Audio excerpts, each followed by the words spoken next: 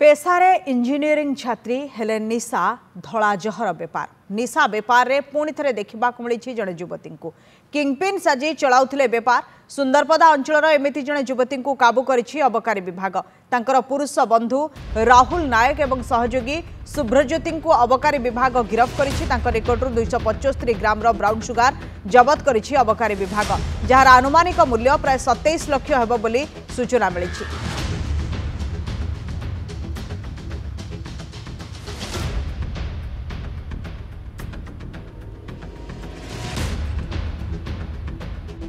नहीं क्या भी दे हाँ निजे खाऊ दिन को गोटे दीटा पिला कॉलेज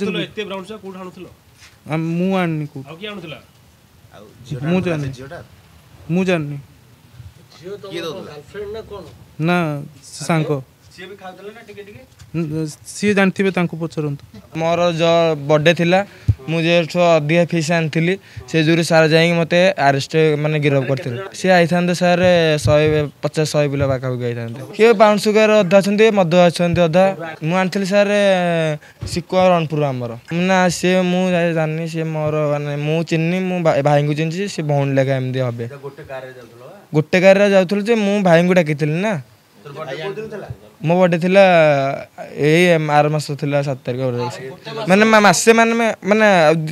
3 दिन थिला मु आज्ञा किनी सब तक 31,000।